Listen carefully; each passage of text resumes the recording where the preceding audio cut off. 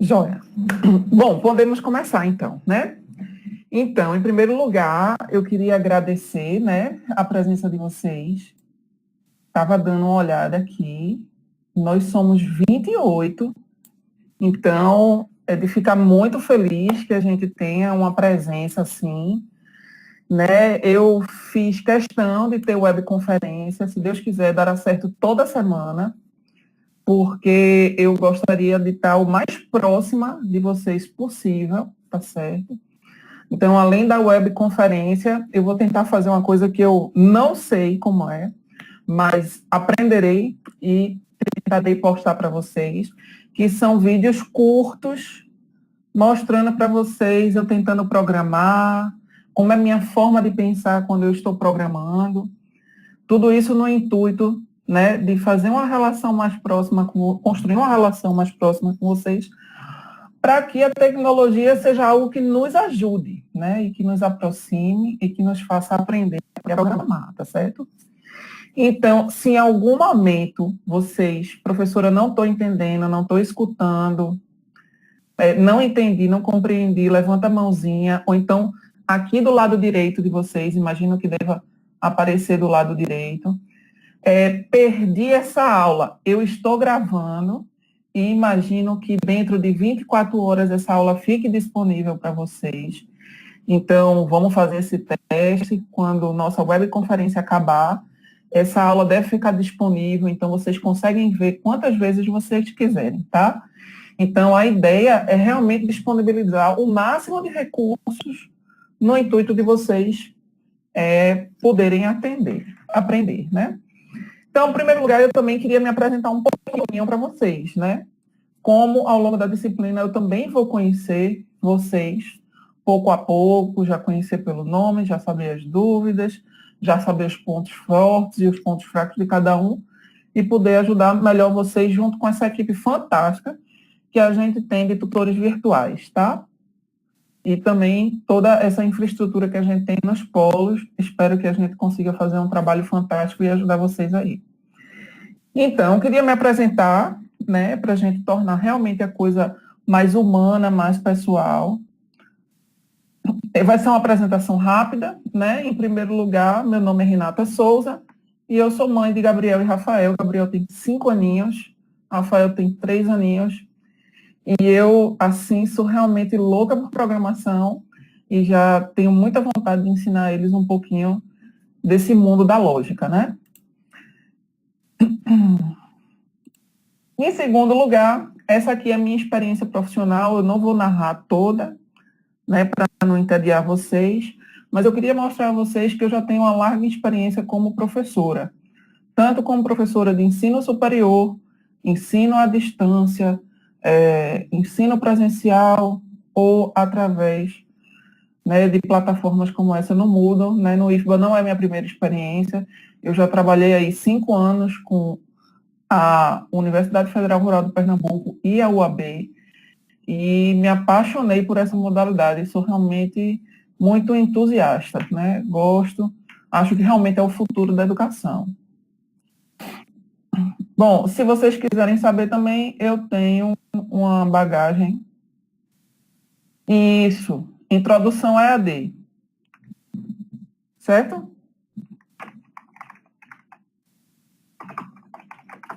Se eu não me engano, era isso aí. Eu corrigi aqui meu teclado, que ele está errado. Pronto, agora. Joia. Também tenho uma experiência na área de teste de software, tá? Trabalhei com empresas como Motorola, Epson, Samsung, César. Então, foi uma experiência bem legal. E aí, eu espero que isso também colabore para que eu consiga passar para vocês o máximo de conhecimento. Tenho 2 certificações, uma de teste, uma de Scrum Master. E uma é para realmente realizar teste de software e a outra é para ser gerente de projetos ágeis, né? Minha formação acadêmica ela é toda fortemente de ciência da computação. Eu tenho graduação, mestrado e agora doutorado. Estou cursando ainda na UFBA. E também algumas formações complementares em gestão e análise de teste, que foi o que eu trabalhei no mercado de trabalho. Além disso, se mais na frente, né, vocês tiverem trabalho de curso e quiserem, de conclusão de curso, e quiserem me procurar, essas são as áreas de pesquisa que eu tenho interesse, que é trabalhar com engenharia de software para startups, teste de software e banco de dados, certo? E, a respeito de mim, é isso. Eu já disponibilizei essa apresentação para vocês no ambiente, certo? Agora vamos para a aula propriamente dita. Vou carregar aqui a nossa aula.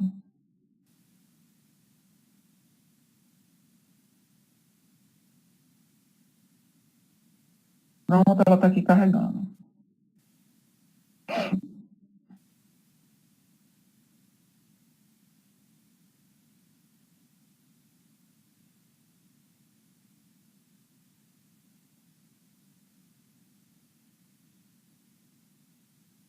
Pergunta, pode falar. Luan, né?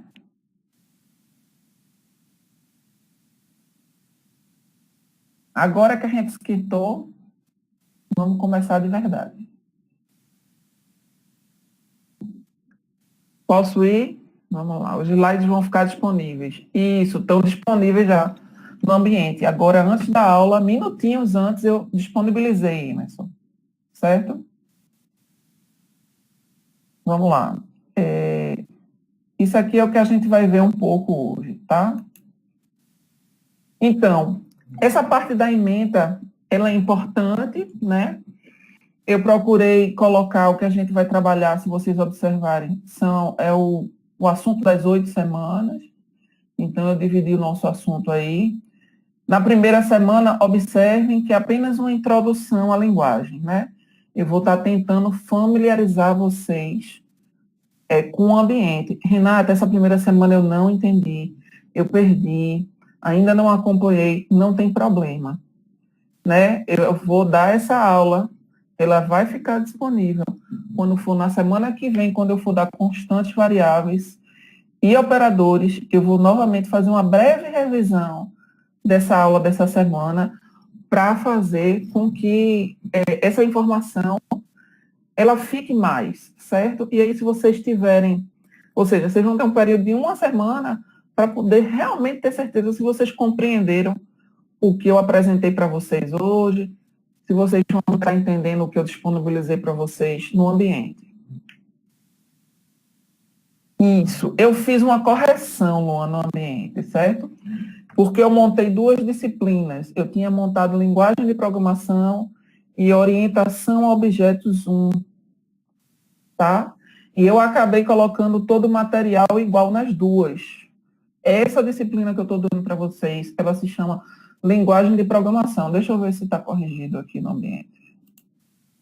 Isso.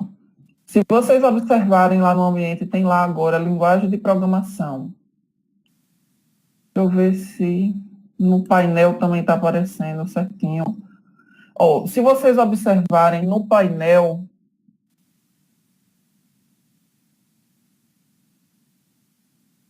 eu tenho como compartilhar. Deixa eu ver aqui. Eu vou tentar compartilhar minha tela com vocês, certo? Só um minuto.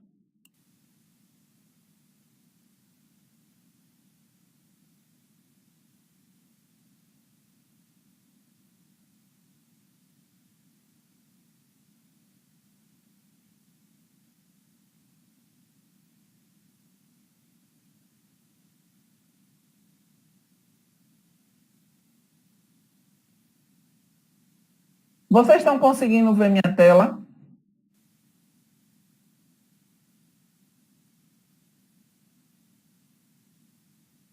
Sim, joia, pronto.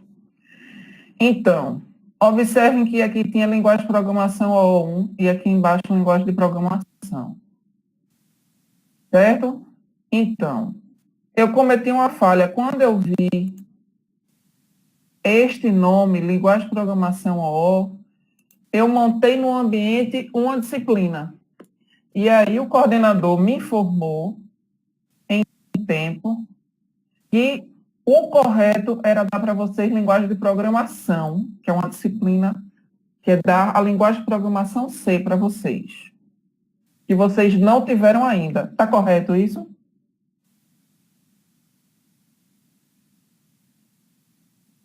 Isso não vai ser programação orientada a objetos. Programação orientada a objetos vem depois dessa disciplina.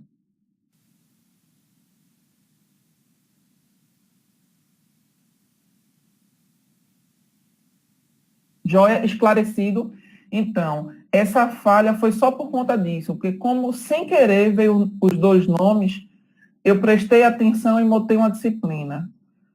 Quando o Lúcio me disse, ó, é linguagem de programação, então eu fui hoje e comecei a mudar o material para a disciplina correta. Se vocês forem numa coisa chamada plano de projeto do curso, vocês vão ver que vocês têm que pagar a linguagem de programação primeiro e depois pagar a linguagem de programação orientada a objeto. Joia? Mas não se preocupem que a metodologia vai ser muito parecida. Eu vou dar revisão e eu vou tentar acompanhar vocês o mais próximo possível, tá? Então, nossa ementa é essa aqui. Da introdução à linguagem de programação C. Na segunda semana, ver constantes e variáveis e operadores. Na terceira, estrutura de decisão e repetição. Na quarta, matrizes e string. Na quinta, funções e recursividade. Na sexta, ponteiros. Na sétima, enumeração, diretivas e arquivos. E na última semana, a gente vai fazer um projetinho de desenvolvimento de software, né? Eu vou acompanhando a maturidade de vocês. Eu tive a curiosidade de trazer a ementa que está no PPC, que é o projeto, né, do curso. Então, lá, se vocês quiserem ver, ó, a carga horária, né, 30 horas teóricas, 30 prática, então 60 horas total. E aqui vocês vão ver que a ementa é a mesma que eu vou dar para vocês. E existe uma lista de bibliografia, tá? Existem fundamentos de programação, lógica de programação, projeto de algoritmo e tal. A bibliografia que eu particularmente vou adotar se chama C Completo e Total. Renata, tem um curso. Então, esse aqui, certo? Se vocês quiserem, tem uma bibliografia mais focada do que esse C Completo e Total, que é esse curso da UFSC. Se vocês clicarem nesse link, vocês ainda estão com ela compartilhada. Deixa eu compartilhar de novo. Isso. A aba do Chrome.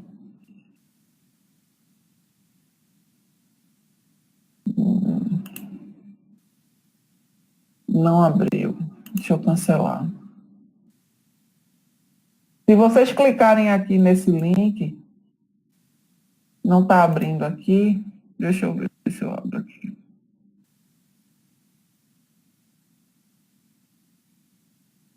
Não, está abrindo.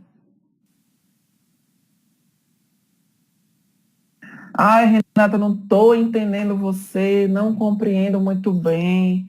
O C Completo e Total, ele é muito completo. E aí, então, tem um curso online, que é esse curso aqui da UFSC. Chrome, Tab, curso C.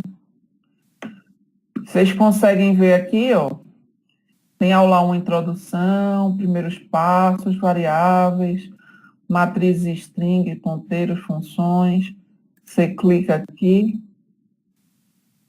e ele vai aparecendo o curso e você pode ir lendo um texto e passando para a página seguinte e ele vai mostrando um exercíciozinho e tem até uma autoavaliação. Então, a ideia é que vocês também tenham um material complementar, né? Não gostou da professora Renata, não está entendendo nada. Tem esse curso aqui para vocês acompanharem, certo? Então, eu sempre me preocupo de dar um material complementar. Então, o que é uma linguagem de programação, né? Nós sabemos que existe uma diversidade muito grande, se você falar em questão de pessoas, né? Cada grupo de pessoas tem uma linguagem específica. Se a gente hoje, que é adulto, vai falar com um conjunto de adolescentes, às vezes eles têm um conjunto de gírias tão próprio deles que a gente nem entende, né? Tem que estar muito antenado, vamos dizer assim, para poder compreender. Então, a comunicação, ela vai dessa forma, né? Na linguagem que a gente usa. Se você for se comunicar com o índio, tem uma forma de comunicação específica.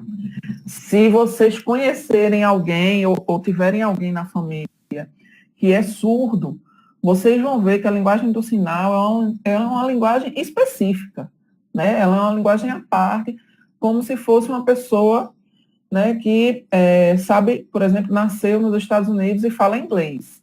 É toda uma linguagem que você precisa aprender para poder se comunicar com ela. Da mesma forma, são os computadores. Você precisa aprender uma linguagem para poder fazer isso, exatamente, viu? Isso em Libras. Joia, que bom que vocês pagaram Libras. Então, da mesma forma como vocês aprenderam a linguagem para se comunicar com pessoas que são surdas, também existe uma linguagem para se comunicar com o computador, certo? Então, nessa disciplina, nós estudaremos alguns conceitos da linguagem de programação. Inicialmente, eu estou dando uma introdução, né, começando a conversar com você a respeito do assunto. Linguagem de programação é um método padronizado para expressar instruções ao computador. E vocês poderiam me perguntar, mas Renata, por quê? Porque, diferente, né, das pessoas que são surdas, elas são muito inteligentes. Já os computadores, eles são muito limitados. Você tem que dar uma ordem específica. Tem que ser focado, direcionado. Se você der uma ordem a ele que é dúbia, ele não vai funcionar legal. Então, existe uma coisa que a gente chama de sintática e semântica. Sintática é a forma como a gente escreve. Então, tem uma forma específica de escrever. E semântica é o significado. A gente também tem que aprender o significado de como organizar as coisas para poder o computador, né, atender os nossos pedidos. Tem um pouquinho de história aqui, né? O primeiro projeto de linguagem de programação surgiu com o computador, quando o computador não existia ainda, sendo idealizada por uma mulher chamada Ada Lovelace, né? Ela era esposa de William King Noel, e fez o primeiro projeto, né, de computador baseado no computador que Charles Babbage tem. Nessa parte de história, deixa eu pegar aqui um link para disponibilizar para vocês.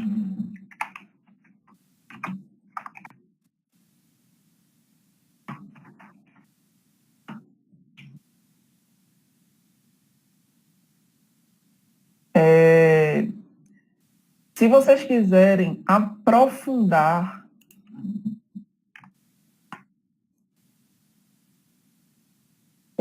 sobre um pouquinho sobre essa história, né, da programação, vocês podem vir aqui nesse link que eu acabei de postar para vocês, www.computerhistory.org. Aqui vocês vão encontrar um site que é mantido pelos Estados Unidos, que contém não só a parte de história de linguagem de programação, mas a história do computador, né, de tecnologia em geral. Então, vocês vão ver lá aquilo que vocês viram lá em introdução à computação, né, que o computador começou com ábaco, né, porque a gente não sabia contar, e colocou o ábaco para começar a contar. A gente nem visualiza como era isso, né, porque quando nós nascemos, já existia matemática. Então, quando a gente olha para o ábaco, é tão, assim, sem sentido, né? Mas porque a gente sabe contar. Mas quando os homens realmente começaram a, por exemplo, criar ovelhas e criar bois, eles saíam para pastar e não tinham como saber se todos os animais tinham voltado. Né? Isso para a gente é difícil até de imaginar, né? De visualizar, porque quando a gente cresceu já deram matemática para a gente.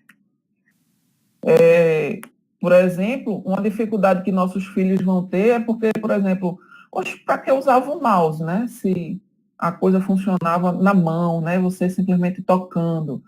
O que é esse mouse, né? O que é esse teclado, porque tudo agora funciona através de voz. E vai ser muito difícil, né? Futuras gerações a gente vai explicar que, né, a coisa funciona toda touch e vai dizer, nossa, nossos pais viviam na época da pedra. Como é que eles conseguiam usar o mouse? Então vai ser muito difícil para eles esse mundo a qual a gente vive hoje e a gente está chamando isso tudo de tecnologia, um avanço e tal. Então, quem foi mais entusiasta, como nossa disciplina não é de introdução à computação, mas quiser aprofundar um pouco o conhecimento, eu deixo esse site para dar uma navegada, é muito interessante, certo? Uma das primeiras linguagens de programação para computador foi provavelmente a de Planckal Q, criada por Konrad Zuse na Alemanha, que teve pouco ou nenhum impacto no futuro das linguagens de programação. Depois veio a primeira linguagem de programação de alto nível, que foi Fortran, em 1954. Já em 1957 foi a criada BIO, que daria origem a Flowmatic em 1958, antecessor do COBOL. E aí começa, né? Lisp, Algol, Pascal, e aí vamos. E chegamos na atualidade, né? Então, existem classificações para a linguagem de programação. A ACM, que é a Association for Computer Machinery, ela dá uma classificação para a linguagem de programação. A gente pode classificar ela em relação a paradigmas, à estrutura, à abstração e ao grau de geração. Então, essa aqui é uma lista, né, de classificação de linguagem da ACM, linguagem para aplicação, linguagem para correntes, para fluxo de dados, linguagem de projeto extensível, para montagem e de macro, para microprogramação, não determinísticas, não procedurais, orientados a objetos, para aplicação especializada, para linguagens de alto nível, certo? Em relação a paradigmas, observem que nós não temos só um. Aqui, né, com a linguagem C, a gente vai estar usando o paradigma estruturado. Mas existem outros. Existe a linguagem natural, que é essa que eu estou usando para conversar com vocês aqui, tá? Existe o paradigma lógico, existe o paradigma imperativo, paradigma funcional, o estruturado, que é a C, e o paradigma orientado a objetos, que vocês verão na próxima disciplina com Java, e paradigma orientado a aspectos, que eu imagino que vocês não devem ver em alguma disciplina aqui. Isso aí deve ser uma curiosidade à parte. Tá? Muito provavelmente a gente vai ver paradigma estruturado e orientado a objeto. Uma pergunta que vocês, muito legal que vocês podiam me fazer é, Renata, e usa essas duas no mercado de trabalho? Sim, usa essas duas no mercado de trabalho. A linguagem de programação C, ela é muito utilizada, principalmente em relação a... principalmente quando você leva em consideração sistemas embarcados. O que são sistemas embarcados? O sistema que está dentro do nosso celular, o sistema que está na nossa geladeira, que está na nossa máquina de lavar. Então, todos esses sistemas que estão numa placa pequenininha, numa impressora fiscal, são sistemas que a gente chama de embarcados, né? Ou seja, que tem restrição de memória, que tem restrição de espaço, e precisa de uma linguagem que, quando a gente fizer um executável, ele ocupe um espaço pequeno e que ela seja uma linguagem de rápida execução, né? Porque tudo é muito restrito em pequenos, né, dispositivos. Já na parte comercial, o Java ele é muito utilizado, não somente para desenvolvimento de aplicações desktop, né, como para aplicações web e para aplicações de smartphone, porque a maior parte dos dispositivos que a gente tem no mercado de trabalho brasileiro, e internacional também, mas principalmente no Brasil, é Android, né? Então, essa paradigma orientado a objeto, vale muito a pena vocês se empenharem em aprender, né? Porque tem uma aplicação prática, né? Direta, com você aprender e conseguir se colocar no mercado de trabalho se o seu foco é ir trabalhar como desenvolvedor, certo? Ou mesmo vocês vão formar, né, como o curso ali de licenciatura em computação, se o foco, qual a linguagem do iOS? Poxa, me falha a memória agora, ó. Mas eu posso pesquisar e trazer isso para você. Eu realmente esqueci, mas eu trago. Eu posso até postar lá no fórum de dúvida para você, Emerson. Eu vou anotar aqui, tá? iOS. Mas não temos muito desenvolvedores iOS. Por quê, Renata? Porque para você desenvolver para iOS, você precisa pagar os cursos à Apple. Você não aprende assim de graça como é para o Android, que você entra na plataforma de desenvolvimento, né, de desenvolvedores do Android, e lá está a arquitetura do Android, lá estão as ferramentas, todo o ambiente, você baixa para o seu computador, começa a ler e aprende. Não, não é assim. Né? Para desenvolver para iOS, você tem que entrar, tem que pagar um curso e é caro. É, então, né? Isso aqui seria um outro ponto para a gente discutir. Será que é mercenário? Será que não é? Isso se chama foco no público-alvo, né? Eles têm um público-alvo que não é todo mundo, né? Eles focam num público específico.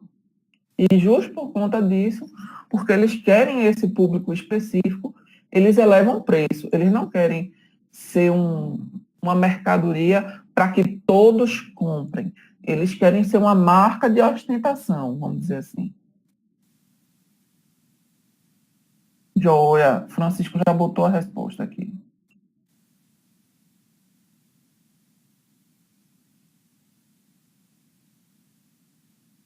Joia, pronto. Mas, de qualquer forma, o curso, ele realmente tem que ser pago, certo? Se você quiser ser um bom desenvolvedor, vai ter que pagar para fazer o curso. Bom, existe classificação estruturada por tipo, fracamente tipada, fortemente tipada e dinamicamente tipada. Existe classificação em relação ao grau de abstração, né? Se são linguagens de programação de baixo nível, se você vai mexer com aquela numeração binária ou não, né? E vai mexer com linguagem de máquina. Linguagem de programação de médio nível, né? Assembly é uma linguagem de programação de médio nível, né, que você ainda tinha que construir os componentes para poder declarar uma variável. Então, veja como é que as pessoas programavam antigamente em linguagem de programação de alto nível, que a gente já não precisa mais entender nada da máquina, como é que a máquina em si executa, a gente simplesmente se programa com a sintática e a semântica e começa a construir ali em cima, que é o caso Portugal, Fortran, Go, SQL, Java e aí vai, certo? Existem um grau de geração, então existe da primeira à quinta geração, linguagem de baixo nível, segunda geração, Fortran e Algol, terceira geração, linguagens procedurais e estruturadas, quarta geração, linguagens que geram programas em outras linguagens. Vocês vão ver que tanto Java como C Sharp, por exemplo, na realidade, elas não geram, quando você compila, não geram diretamente para a linguagem da máquina, elas criam uma coisa chamada bytecode, que é uma linguagem intermediária e vai rodar na máquina virtual. Mas isso eu vou deixar para quem vai dar a disciplina de orientação a objetos explicar melhor para vocês, certo? E existem linguagens lógicas. Ops, saiu errado. Está de cabeça para baixo. Aí, sinal de que vocês estão prestando atenção. Muito bem. Agora, né? Melhorou bastante, então. Ok. Então, veja, nós temos um código-fonte, um arquivo com ponto .c, existe o compilador do C, o que é que ele vai fazer? Quando compilar, vai gerar um programa objeto numa linguagem de baixo nível, que é a linguagem da máquina, certo? Então, C vai funcionar assim. Quem for dar a linguagem Java para vocês, vai mostrar que entre a linguagem de baixo nível, né, e o código-fonte, existe uma geração intermediária aqui para bytecode. Isso é bom porque dá interoperabilidade. No entanto, faz com que a execução fique um pouco mais lenta. E aí você ganha essa vantagem por gerar, né, em baixo nível. Quando você compila, ele gera um objeto em baixo nível, né? A máquina em si, ela executa esse programa com mais rapidez. E esse é o ganho, certo? Em relação à linguagem C para a linguagem Java. O baixo nível é a geração, quando a gente faz a compilação do código, né, do arquivo .c que ele compila para a linguagem de máquina. Essa compilação, quando ele gera o programa objeto, ela é de baixo nível. Ou seja, se você no seu computador, Emerson, vamos supor que você tem uma máquina que é um Windows, certo? É um Windows, um Intel, e aí um processador Intel. Então, você vai baixar um compilador específico para aquele sistema operacional, para aquele processador, para aquela máquina, tá? Você vai criar seu programa C. Quando você compilar lá, eu não consigo pegar o teu programa objeto e rodar no meu computador, que é um Mac. Né? Para ele poder rodar no meu computador, eu tenho que pegar o seu código em C, fazer uma nova compilação, certo? Gerar um novo programa objeto para poder aí rodar na minha máquina. Quando vocês programarem em Java, né, quando ele compila o código, ele gera um código intermediário chamado bytecode. Esse bytecode roda na máquina virtual. A máquina virtual você baixa a sua para a sua máquina, eu baixo a minha para a minha máquina. Então, compilou, roda em qualquer máquina.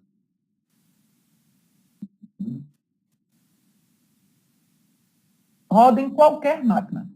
Quando a gente está rodando exemplos acadêmicos, eu não sei se vocês sabem, não sei se nunca nenhum professor abordou isso de forma assim tão clara. De certa forma, vocês também estão um pouco no começo do curso ainda, mas os exemplos que a gente dá para vocês, vocês sabem que são exemplos acadêmicos, né? O que são exemplos acadêmicos? Exemplos pequenos, para que a gente consiga passar a lógica, consiga passar o conteúdo, né? Consiga explicar para vocês algumas teorias. Mas quando você vai para o mercado de trabalho, você vai ver que o teu código, ele não vai ter 100 linhas, ele vai ter 100.000 linhas.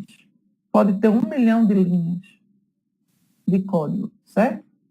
Então, os exemplos, quando a gente vai para o mercado de trabalho, não são assim 10, 20, 30. A complexidade é exponencial, é muito maior do que o que a gente vê aqui. Aqui é um treino para vocês entenderem o funcionamento. Mas quando você vai construir um programa, 5.000, 10.000, 100.000 linhas, 800.000 linhas de código, tá? Então, quando você compila 30 linhas, é rápido. Mas quando você compila 800.000 linhas de código, não é o mesmo tempo, certo? Então, essa parte aqui, você vem e compila para essa máquina que roda Windows, é uma coisa. Aí você quer executar em outra e roda Unix.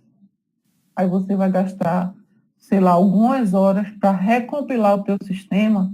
Isso faz diferença, certo? Seguindo. A linguagem de programação C, ela tem algumas características, né? São compiladas, como a gente vem falando, gera um programa executável, um exe.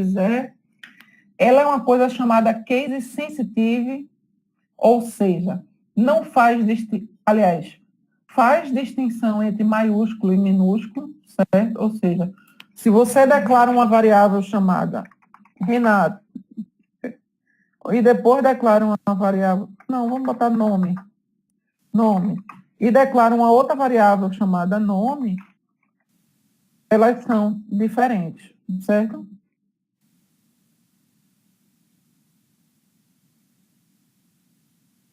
Então, nome com N minúsculo é diferente de nome com N maiúsculo para C. Vocês, em lógica de programação, viram que linguagem?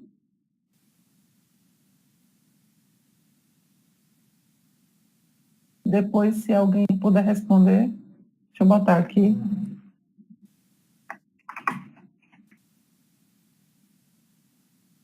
Tem mais? Portugal. Pronto, Portugal não gera nada, certo? Linguagem AC, Visual G é Portugal. Visual G é a IDE, é um ambiente de trabalho. Portugal é a linguagem. Isso, certo? Pronto.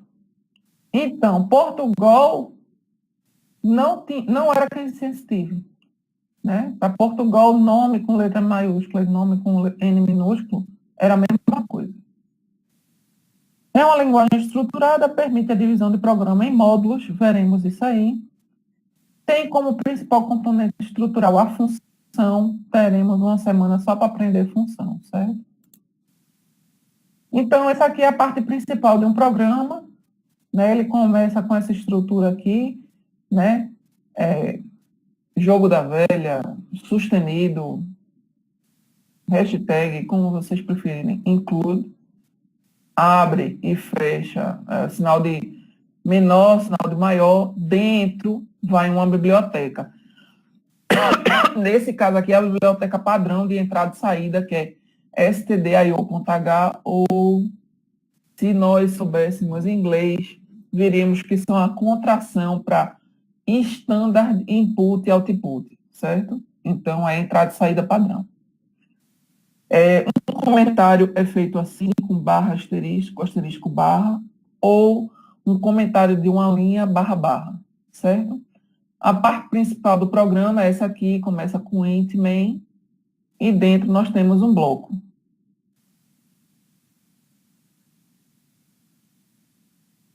Boa, Emerson. Se tem, desconheço. Mas eu posso procurar. Mas se você traduzir, vai ter lá, certo? Printf, hello mundo. Então, esse aqui é o nosso primeiro programa dizendo oi mundo. Certo? Já dá aí para vocês programarem o primeiro programinha de vocês em si. O que são bibliotecas, né? São funções que alguém já criou e disponibilizou para você. No final do curso, eu vou ensinar vocês a transformar as funções que vocês criaram numa biblioteca. Eu achei isso aí uma das coisas mais interessantes que eu já vi quando eu estava começando a programar, tá? Então, main, o que é o main? Todos os programas em C têm essa função. Ela é a parte principal, é por ali que o compilador começa a executar o programa C, né? Sem o main, o programa C não compila, o programa começa a executar por lá. Então, essa é a estrutura básica, main, abre o bloco com chave, fecha o bloco com chave. Onde serão criados programas em C? Tem alguns conjuntos de IDEs, né? Você tem o Eclipse para C, você pode ter o Dev C++, que tem para C, e tem um terceiro que eu vou procurar. Esse daqui deve ser, ele é bem mais simplesinho. É quase baixa, instala e começa a criar, certo? O Eclipse, ele já é um pouco mais completo, já mais profissional. O deve ser mais é mais leve. Respondido? Ok, joia. Eu vou colocar o link para baixar ambos no ambiente, certo? Do jeito que estava o outro. Então, existem alguns delimitadores, blocos, né? Abre, fecha chaves, e para comando, ponto e vírgula. Comentários, barra asterisco, asterisco barra para comentário de mais uma linha, e barra barra para comentários de uma linha única. Esse é o conjunto de palavras reservadas, ou seja, palavras que a gente não pode usar, não pode colocar, por exemplo, no nome de uma variável. Por quê? Porque já é uma função em si, certo? Então, break, double, int, struct, case, else, long, switch, char, enum, return, unsigned, const, float, short, void, continue, for, signed, while, default, go to, size of, static, do if, nós não podemos usar. Renata, eu preciso decorar isso. Na prática, você, como programador, não precisa, né? Porque isso tudo, em tese, está à disposição para você programar, consultar e programar. Variáveis. Identificação textual de espaço na memória que objetiva armazenar uma informação de forma temporária. Então, aqui eu tenho uma variável x na memória com valor 10, variável y com valor 5, a variável valor com valor 15,25, a variável nome com Geórgio, o conte com 10, total com 100. Tipo de dados. Existem 5 tipos de dados: char para caractere, int para inteiro, float double para números reais e void quando não é de tipo nenhum, certo? Aquela função ou aquela variável não vai retornar nenhum tipo, a gente coloca essa palavrinha aí, void. Existem alguns modificadores com sinal, sem sinal, longo e short.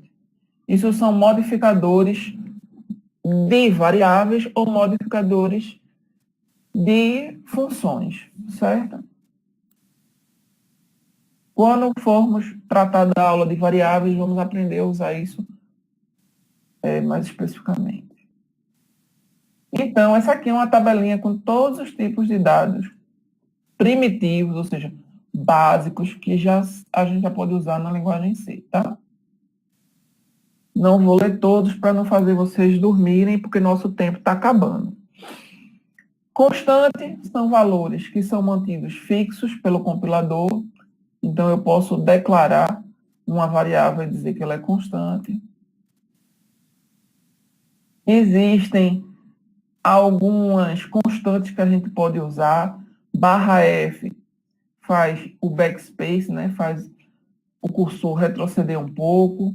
O barra F alimenta um formulário. O barra T dá uma tabulação na hora que a gente vai imprimir na saída padrão. Barra N é uma nova linha.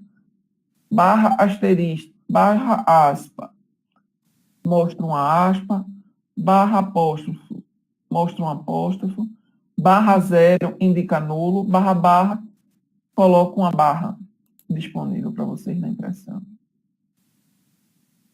Declaração de constante é feita usando essa palavrinha define, né? Então, a gente bota define, bota o nome da constante e o valor que ela vai ser, ou seja, jamais π vai ser alterado. Π sempre será 3,14159, certo? Da forma como está aqui. Nomeando variáveis. Como é que eu nomeio variáveis em si? Nós podemos nomear começando com letra ou com underline, contendo letras, números ou underline. Não pode ter o mesmo nome de palavras reservadas, que eu mostrei naquele quadrinho. Não pode conter espaço em branco. deve ter no máximo 31 caracteres, não deve utilizar acentos, não pode, na verdade. Recordar que C é case sensitive, então engenharia é diferente de engenharia com E maiúsculo. Ainda falando sobre declaração de variáveis, podemos declarar variáveis fora de funções, no início de um bloco, numa lista de parâmetros. Então, aqui está mostrando alguns momentos de declaração de variável. Por exemplo, abrir o meu bloco principal, já posso declarar uma variável, né? Condição é uma variável de que tipo? Caractere. E é uma variável de que tipo? Inteiro, certo?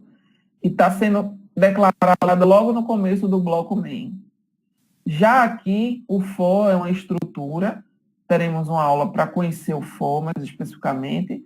Dentro do for, eu posso declarar também uma variável, certo? O for é um bloco, e eu posso declarar uma variável que vai existir apenas nesse bloco, nesse caso aqui, F2, é um número float, ou um número real, que só existe dentro do for. Sim, as chaves são blocos, certo? São os nossos delimitadores de blocos. Como é que eu inicializo uma variável? Usando o igual. Int contador igual a 1. Eu acabei de, nessa linha, declarar e inicializar ao mesmo tempo.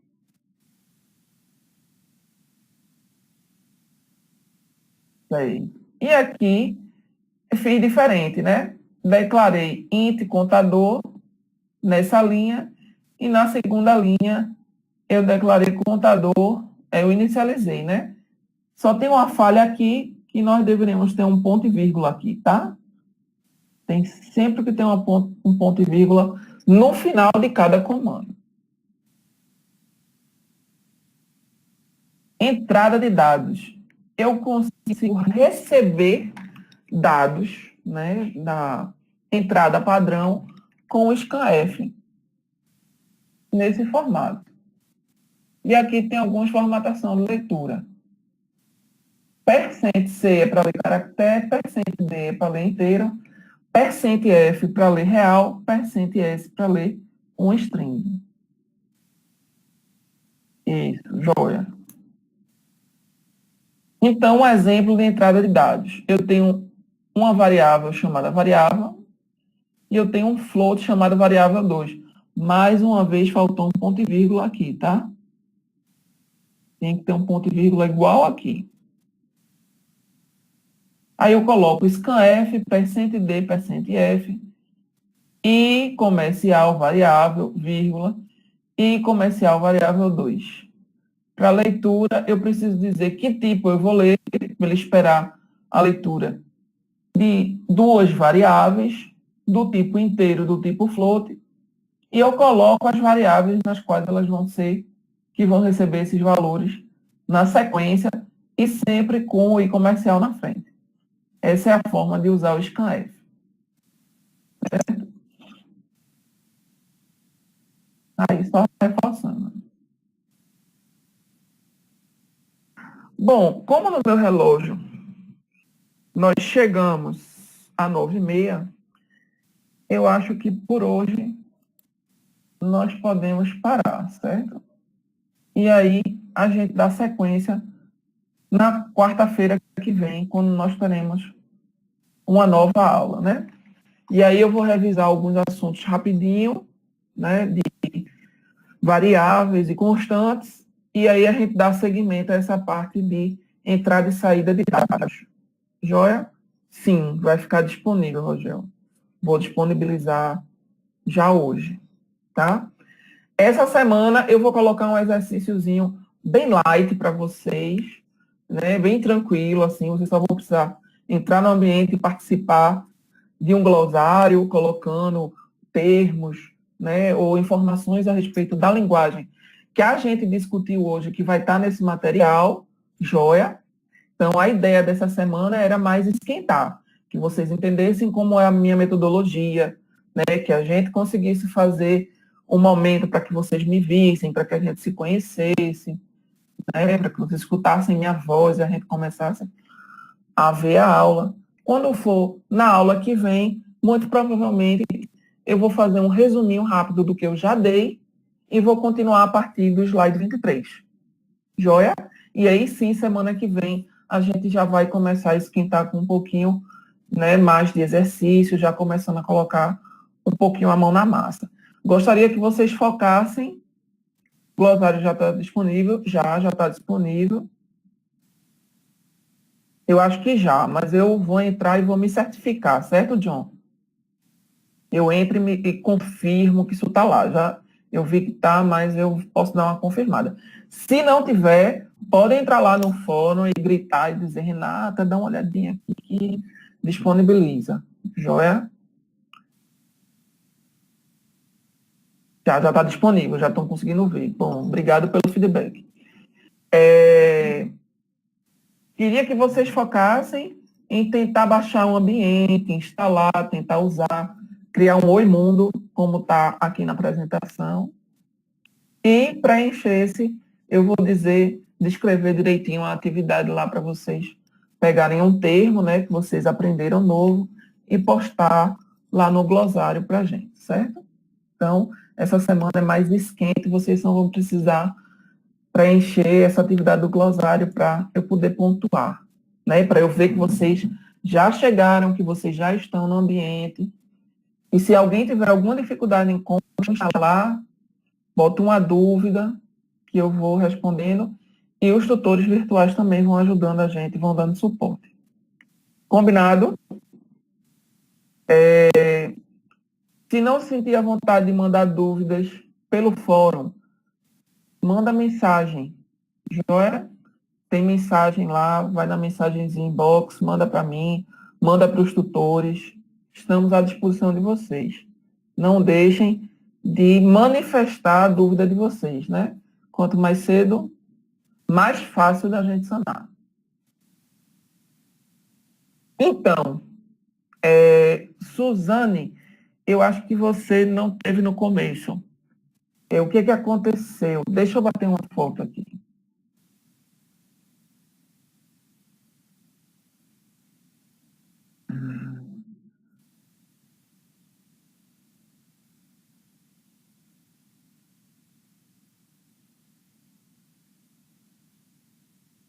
Pronto. Deixa eu subir aqui a imagem que eu tirei a foto. Suzane, você está conseguindo ver aqui linguagem de programação OO e embaixo, linguagem de programação? Então, quando eu vi linguagem de programação OO, eu montei uma disciplina. Mas, na verdade, vocês não pagaram ainda a linguagem de programação. Então, eu tinha montado uma disciplina e era outra, certo?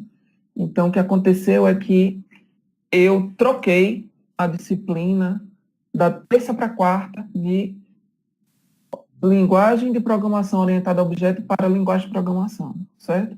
Linguagem de programação, ela é C, que é uma linguagem estruturada, e linguagem de programação orientada a objeto vai ser a próxima disciplina depois dessa. Então, eu tive que remontar. Por isso que eu tirei o material que estava no ar e vou colocar a aula de hoje já para vocês, tá? Acredito que não, Natalício, porque, veja só, como essa semana, como eu comentei com vocês agora, ela é desquente para vocês me conhecerem, para vocês tentarem baixar o ambiente, né, que é o Dev C++ ou o Eclipse, né? O Dev C++ ele é mais simples, né? O Eclipse ele é mais profissional, aí vai depender da demanda de vocês. E a única atividade dessa semana vai ser vai ser o glossário, então é muito simples, né? Meu objetivo, como eu disse para vocês essa semana, é essa interação entre a gente, entendeu? Vocês terem aparecido para a webconferência, a gente começar a se conhecer. Você não perdeu nenhum conhecimento, né? Do que você leu semestre que vem, isso vai te ajudar, certo? Não tem problema. Mas aí eu vou disponibilizar esse novo material. Na verdade, já disponibilizei, já está lá em acervo didático para vocês. Essas duas apresentações, mais o link do curso da UFSC. Já está lá no ambiente. Joia? Vocês querem perguntar mais alguma coisa? Ô, Francisco, segura. Espera um pouquinho, eu imagino que você já devia estar animado, né? A gente vai trocar um pouquinho a linguagem para C, mas não se preocupe não, que já Java chega, não vai demorar muito, tá? Isso. Serão as quartas preferencialmente.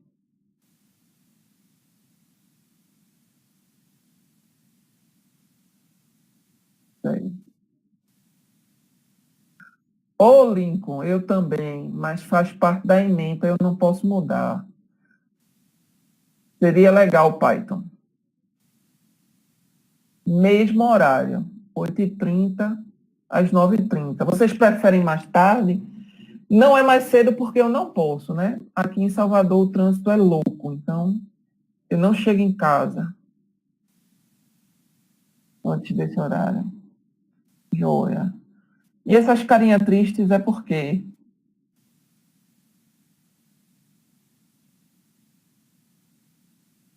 Ah, porque não vai ser em Python. Tá bom. Eu posso alterar, assim, uma semana eu posso fazer um pouquinho mais tarde. Quarta é ruim para você. Certo. Eu posso fazer assim, ó. Eu posso ver se eu faço uma enquete e aí vocês respondem, dando alguns horários ou alguns dias, e aí vocês me respondem. Eu dando algumas opções, certo? E aí, fazendo uma pesquisa, eu infelizmente não vou poder fazer assim, algo que agrade todo mundo, é muito difícil. Mas eu vou tentar fazer com a maioria, tá?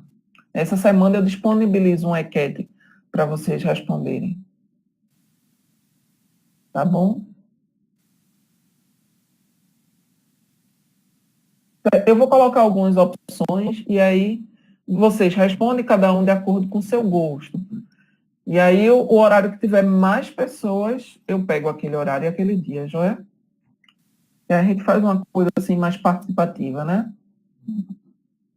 Enquete legal, joia. Vamos tentar fazer isso aí então. Ok, meus amores. Boa noite, bom descanso para vocês. E estamos à disposição através do ambiente, joia? Beijão. Tchau, fiquem com Deus.